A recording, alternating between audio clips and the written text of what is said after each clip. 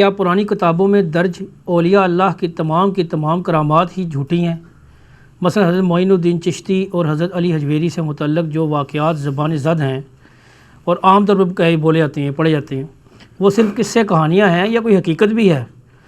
آخر کیا وجہ ہے کہ صحابہ کرام رضی اللہ تعالیٰ عنہ سے متعلق ایسی کرامات کا کوئی ذکر احادیث کی بکس میں نہیں ملتا ہے؟ یہ تو اب ان سے پوچھے نا، دیکھیں نا یہ آخری حصہ جو ہے کتنا پیارا ہے کہ صحابہ کرام نے تو نگاہ مار کے جناب وہ ڈوبیا بیڑا نہیں تاریا۔ میں نے آپ کو اکثر بتایا کہ حضرت معاویہ رضی اللہ تعالیٰ عنہ گورنر شام تھے نا، حضرت موسیٰ کے حضرت عمر فاروق کے زمانے میں رضی اللہ تعالیٰ عنہ ایک چھوٹے سے حصے میں تھے، حضرت عثمان نے ان کو بڑے ایریے پہ کیا، تو حضرت عمر کو انہوں نے خط لکھ کے نا بیری بیڑا بنانے کی اجازت مانگی۔ تو حضرت عمر نے مشورہ کیا تو بتایا گیا کہ سر اس زمانے میں لائف بوٹس تو نہیں ہوتی تھی کہ یہ جب بیری بیڑا ڈوبے گا نا تو ایک بھی نہیں بچے گا۔ تو حضرت عمر نے سمندری جہاز سے روک دیا کہ میں مسلمانوں کی لائف سٹیک پہ نہیں لگا سکتا۔ ان کو چاہیے تھا ایک بزرگ بھرتی کر لیتے جو مسلح ڈال ڈال کے سمندروں پہ نمازیں پڑھتے ہیں، ٹھیک ہے، بسم اللہ پڑھ کے دریا کراس کر جاتے ہیں۔ حضرت عمر کو تو پتہ نہیں تھا کہ ایسا بھی ہوتا ہے۔ آپ نے اکثر سنا نا جی وہ فجر پڑھتے سن جی مکہ شریف، زور پڑھتے سن مدینہ شریف، تے مغرب عشاء جا کے نا پتہ نہیں جمع تو نہیں کرتے ہونے، جا کے پڑھتے سن بیت المقدس، پھر فجر اتھے پڑھتے سن۔ ہم یہ پوچھتے ہیں صحابہ کو تو یہ بات پتہ نہیں تھی۔ صحیح مسلم میں حدیث ہے، ایک صحابی نے مسجد نبی کے قریب گھر لیا تو نبی علیہ السلام وہاں سے گزرے تھے، آپ نے فرمایا یہ تو نے گھر لیا یا رسول اللہ؟ تو فرمایا ادھر کیوں قریب گھر لیا؟ کہ یا رسول اللہ اتنی دور سے چل کے آنا پڑتا تھا، بڑی مشکل سے جماعت میں پہنچتا تھا، تھک جاتا تھا، تو کیونکہ میں اڑ تو سکتا نہیں ہوں، تو بزرگوں کا کام ہے اڑنا، ٹھیک ہے، یہ میں بریکٹ میں بتا رہا ہوں، یہ انجینئرنگ ہو رہی ساتھ ساتھ۔ تو آپ نے فرمایا اتنی دور سے تم چل کے آتے تھے، جتنے قدم تم چلتے تھے تمہیں ثواب ملتا تھا۔ وہ صحابی نے جناب مکان بیچ کے پھر واپس ادھر چلے گئے۔ صحیح۔ تو بزرگ تھے اڑتے پھرتے نے، وہ تو بیچارے دوسرے محلے سے آ کے تھک جاتے تھے۔ یہ ہم انجینئرنگ اس لیے کرتے ہیں کہ آپ کے دماغ کھلیں کہ بخاری مسلم میں تو صحابہ کے ایسی واقعات نہیں ملتے، جو کرامات بھی ملتی ہیں۔ میں نے 4 لیکچر دیے ہیں، مسئلہ 131 A B C D، جس میں نے صحابہ کی کرامات، نبی علیہ السلام کے معجزات بتائے ہیں جو صحیح سند سے ثابت ہیں۔ وہ دعائیں ہیں جو اللہ تعالیٰ نے ان کے حق میں قبول کر لی ہیں، اس سے زیادہ کچھ نہیں، کر کے کچھ نہیں دکھا سکتا۔ کر کے اگر کوئی دکھا سکتا ہے وہ صرف نبی ہوتا ہے، اور وہ بھی کرتا اس وقت ہے جب اللہ تعالیٰ اس کو اذن دیتا ہے، ورنہ میں آپ کو بتاتا ہوں۔ مجھے بتائیں حضرت موسیٰ علیہ السلام نے جب پہلی دفعہ عصا پھینکا، قرآن میں آتا ہے، تو کیا الفاظ ہیں؟ پیٹ پھیر کے بھاگے جب وہ اژدہا بن گیا۔ کیوں بھاگے؟ اگر انہوں نے خود بنایا تھا پھر تو انہیں بھاگنا چاہیے تھا، ان کو پتہ ہی نہیں تھا یہ ہو جائے گا۔ بالکل صحیح۔ جیسے چھوٹا بچہ پہلی دفعہ جب نیمبو چاٹتا ہے تو کیا حالت ہوتی ہے اس کی، یا بچہ چھوٹا جب پہلی دفعہ ماچس جاتا ہے وہ ڈر جاتا ہے، آگ نکلتی ہے، اس کا پہلا ایکسپیرینس ہوتا ہے۔ حضرت موسیٰ علیہ السلام کا یہ پہلا ایکسپیرینس تھا۔ اچھا، اس کے بعد وہ عام ہو گیا، جب بھی ہوتا تھا پھینکتے تھے۔ لیکن جب وہ بنی اسرائیل کو لے کے سمندری جھیل کے کنارے پہنچے ہیں، پیچھے فرعونی آ گئے، آگے جھیل ہے، تو ساتھی پھر کہنے شروع کہ مروا دیتا جنا موسیٰ۔ اب پریشان ہو گئے۔ قرآن میں آتا ہے کہ حضرت موسیٰ بھی خوف کھا گئے، خیفتم موسیٰ۔ پھر آتا ہے کہ اللہ تعالیٰ نے وحی نازل کی کہ یہ موسیٰ یہ عصا پانی پہ مارو، راستہ بن جائے گا۔ تو حضرت موسیٰ نے خود کیوں نہیں مار لیا؟ ان کو یہی پتا تھا کہ یہ صرف سانپ ہی بن سکتا ہے، ان کو کیا پتا تھا کہ یہ کام بھی کر سکتا ہے؟ صحیح، بالکل صحیح۔ ہائے ہائے ہائے انجینئر صاحب کیا بات ہے، سبحان اللہ۔ سر قرآن میں سے کیا کیا رزلٹ نکل رہے ہیں۔ بالکل۔ وہ ڈرے کیوں؟ وہ ڈرے اسی لیے کہ ان کو یہی پتا تھا یہ کر سکتا ہے، اور ان کو پتا تھا یہ وہی کر سکتا ہے جتنا اللہ نے اسے کہا ہوا ہے۔ میں اپنے مرضی سے اس سے یہ کام نہیں لے سکتا کہ اس نے یہ کام بھی کر دینا ہے، وہ اور اس نے کرنا بھی کوئی مار کے بھی دیکھ لینا نا، سر کچھ بھی نہیں سی ہونا۔ وہ اسی وقت ہی ہونا تھا جب اللہ نے وہی کے ذریعے اس کو آرڈر کرنا تھا، تو راستہ بنا ہے۔ اور 10 کمانڈمنٹ فلم میں انہوں نے وہ باقاعدہ سین فلمایا، ٹھیک ہے۔ تو سر یہ باتیں آپ کو بتاتی ہیں کہ قرآن و سنت کا دین اور بابوں کا دین اور، کتابوں کا دین اور بابوں کا دین اور۔ یہ سارے بزرگ کیا آج ناپید ہو گئے؟ ہم صرف یہ پوچھتے ہیں کہ ان بزرگوں کے بارے میں آپ نے جھوٹ بول، بزرگوں کا سر ہم کرٹیسائز نہیں کر رہے، ٹھیک ہے، ہمارا کوئی لینا دینا نہیں، ان کے نام پہ جو آپ کر رہے ہیں ہم اس کو کرٹیسائز کر رہے ہیں۔ یہ بزرگ جو 1965 میں بم پکڑتے رہے، جب ضرورت آئی کہ پاکستان میں 10 سال تک خود کش حملے ہوتے رہے، بزرگوں نے بم پکڑنا نہیں چھوڑ دیے۔ ناراض ہو گئے کیا؟ آپ کو پتہ ہے نا، یہی لاہور والے مزار کے اوپر بم ہوا، پھٹا، 55-60 لوگ شہید ہوئے، ٹھیک ہے۔ اور یعنی ظاہر مسلمان شہید ہی کہیں گے، کافر تو نہیں تھے نا۔ وہ جس عمل کے لیے گئے ہوئے تھے وہ اس عمل کو آپ کہہ سکتے ہیں اس کے اوپر کوئی کلام کر سکتے ہیں؟ تو دیکھو کس طرح بولے جی شہید ہے. ٹھیک ہے ہاں جی اور چلیں وہ اور طرف بات چل پڑے گی, مجھے ادھر ہی رہنے دیں.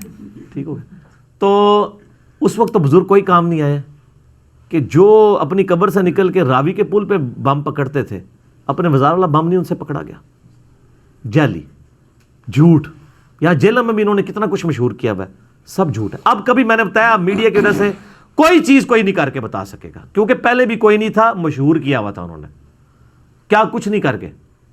وہ جی بزرگاں نے کراچی والا سمندر روکیا ہے, اور کراچی کی ساری سیوریج باہر آ جاتی بارش کے اندر, وہ نہیں روکی جا رہی. سمندر سے تو سیوریج روکنا آسان کام ہے نا. اللہ نہ کرے سمندر آ جائے, میں تو ڈردا وہاں, ورنہ تو میں مطلب بدوا بھی دے دیں کہ ایک بار چڑھے تو انہوں پتہ لگے کہ رکتا ہے کہ نہیں رکتا. صحیح ٹھیک ہے نا جی. تو یہ صاحب کے ہیں ہاں, وہاں پہ بھی دھماکہ ہو چکا ہے. تو سر یہ, اور بلکہ مجھے یہ جب سارے دھماکے ہوئے نا تو مجھے ایک بندے نے ٹیکسٹ میسج کیا کہ آج پریس کلب کے سامنے احتجاج ہوگا اولیاء اللہ کے مزارات کی حفاظت کے لیے. میں نے کہا دیکھو, میں نے اس کو پھر جواب لکھا, میں نے کہا کل تک تو اولیاء اللہ آپ کی حفاظت کرتے تھے, آج آپ ان کی حفاظت کے لیے نکل کھڑے ہوئے ہیں, کیا بات. تو اب ان اولیاء کا کیا کرنا ہے آپ نے؟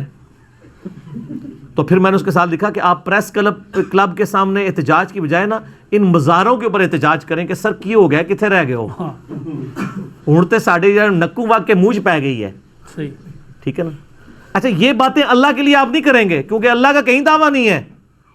اللہ نے تو اپنے سامنے خانہ کعبے پہ چڑھائی ہوتے بھی دیکھی ہے یزید کے مسئلے میں, اور حسین کو شہید ہوتے بھی دیکھا ہے. دنیا بقدر ایفٹ ہے, لیکن آپ کا بزرگوں کے بارے میں یہ دعویٰ ہے کہ جناب خدا کا پکڑا چھڑائے محمد, محمد کا پکڑا چھڑا کوئی نہیں سکتا. وہ کہتے ہیں بزرگ, وہ کہتے ہیں شیخ عبد القادر جیلانی نے اسرائیل کو روح کھولی سی, کتنا مشہور واقعہ ہے. وہ جی روح لے کر کھولی, خدا کا نام لو میرے بھائی, کچھ نہیں ہو سکتا. تو میں اس پہ ایک چھوٹی سی انجینئرنگ کر دیتا ہوں. حضرت جندب ایک صحابی تھے, ولید بن جو عقبہ تھا جو حضرت عثمان کی طرف سے کوفے کا گورنر تھا, اس نے یعنی کوفے کی جامع مسجد میں نا وہ مداری بھی بلوا کے تماشا بھی کرواتا تھا. ٹھیک ہے. تو ایک دن اس نے ایک جادوگر بلوایا ہوا جو جس کا کلیم تھا کہ میں گدھے کے منہ کی طرف سے داخل ہو کے اس کے اخراج والی جگہ سے باہر نکل کے دکھاؤں گا, میں مردے کو بھی زندہ کر دوں گا. یہ واقعہ سلفیوں نے بھی, صوفیوں نے بھی, سب نے نقل کیا ہے. اس کے بعد اس کی انجینئرنگ نہیں کی, انجینئرنگ ہم کرنے لگے. یہ واقعہ امام علی علیہ السلام ایک فلم بنائی ہے ایران والوں نے حضرت علی کے زندگی کے آخری 10 سال کے اوپر, اور جس میں حضرت عثمان کے بھی یعنی وہ 4-5 سال خلافت کے آخری بنتے ہیں, اس میں انہوں نے یہ فلمایا ہے واقعہ. صحیح.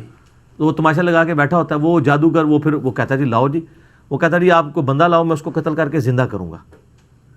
تو وہ 2 قیدی پیش کیے جاتے ہیں, تو وہاں پہ وہ صحابی انٹر ہوتے ہیں, وہ کہتے ہیں ولید تیرا ستیہ ناس ہو, یہ تو کیا کر رہا ہے, تیری عقل مانتی ہے کہ اس طرح یہ ہو سکتا ہے؟ وہ صرف ایک دجال والا معاملہ ہونا ہے, وہ بھی ایک دفعہ ہی ہونا ہے, وہ بھی اللہ تعالیٰ نے آزمائش, اس کے علاوہ تو کوئی چیز رپورٹ نہیں ہوئی ہے. تو وہ کہتے ہیں کہ نہیں یہ کر کے دکھائے گا.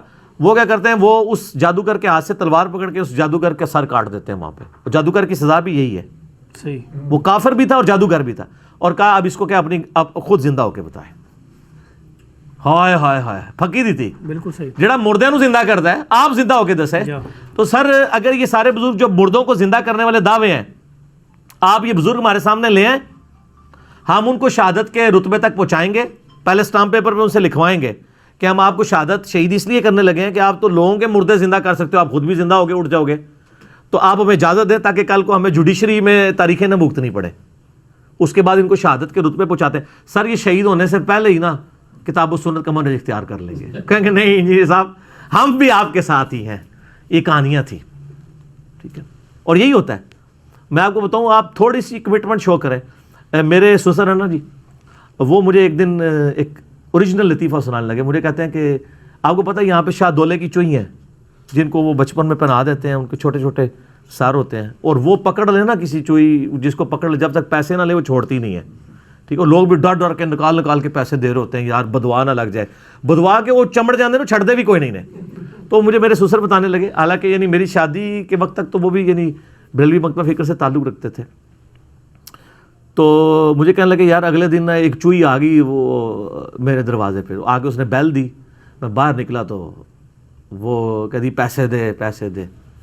تو کہہ دیے, میں نے ان کا میں سیدھے بھابی ہونے, کہتے وہ تو دوڑ کی لا کے ناس گیا, ایڈا ڈر گیا.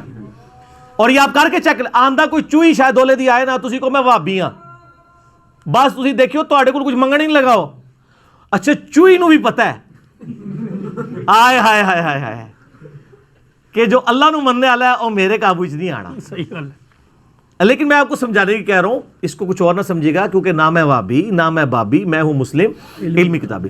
یہ تو چوئی سی نا اگر کوئی مولوی چو آئے نا تسی انہوں کہو کہ میں ہوں نہ میں وہابی نہ میں بابی میں ہوں مسلم علمی کتابی تو آڈر جھگڑا ہی نہیں کرنے لگا وہ کہے گا اے چھڑ دو یہ کوئی علاج نہیں ہے. ٹھیک ہو گیا. ٹھیک ہے جی. چوئی آ جائے تو وہ کہنا تو چو آ جائے تو یہ کہنا.